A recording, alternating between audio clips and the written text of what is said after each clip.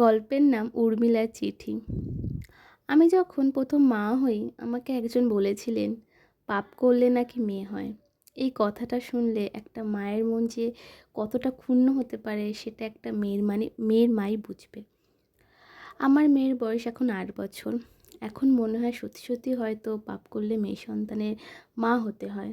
যাই হোক, আমি জানি সবাই ভাবছো উর্মিলার মতন মানুষ যে তার মেয়েকে চোখে হারায় সে কথা বলছে। হ্যাঁ, আমি এই কথা বলছি। কেননা আমি যেখানেই যাই না কেন, যখন প্রথমেই দেখে আমার একটা মাত্র মেয়ে, প্রথমেই সবাই বলে ওঠে ঘরে লক্ষ্মী এসেছে, পরে একটা ছেলে হবে। আচ্ছা, আমার মেয়ে লক্ষ্মী হবে কি কালী হবে কি চণ্ডী হবে সেটা একান্তই তার ব্যক্তিগত ব্যাপার।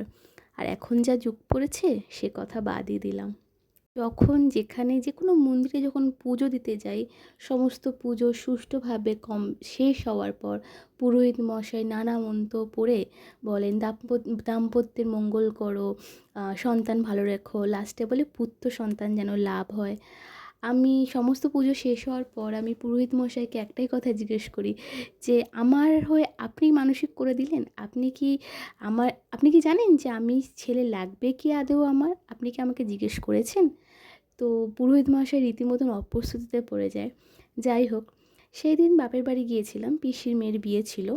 পরিবারের সবাই এক জায়গায় ছিলাম। আমার কাকিমণি বলেই বসলো, সামনেই পুজো, কার্তিক পুজো, চল সবাই মিলে উর্মিলার বাড়িতে কার্তিক ঠাকুর ফেলি। একটাই তো মেয়ে, বংশের বাতি কে জ্বালিয়ে রাখবে, একটা তো ছেলে দরকার এখন।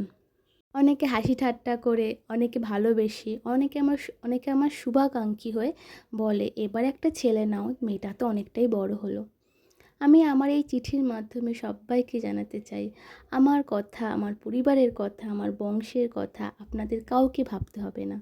আমি চেয়েছিলাম মা হতে, সেটা আমি হয়েছি। আমার ছেলে নেই বলে আমার ভবিষ্যৎ কালো না ভালো সেটা আমি বুঝে নেব। দয়া করে আপনারা সেই নিয়ে মাথা ব্যথা করবেন না। সব শেষে সকলের উদ্দেশ্যে একটাই কথা বলবো, যাদের বাড়িতে অন্তঃসত্ত্বা মহিলা আছে তাদের জন্য শুভ কামনা করুন। ছেলে হোক মেয়ে হোক, মা বাচ্চা দুজনেই যেন ভালো থাকে এইটুকু কামনা করুন। ছেলে হলো আমাদেরই আর মেয়ে হলো আমাদেরই, তাই না?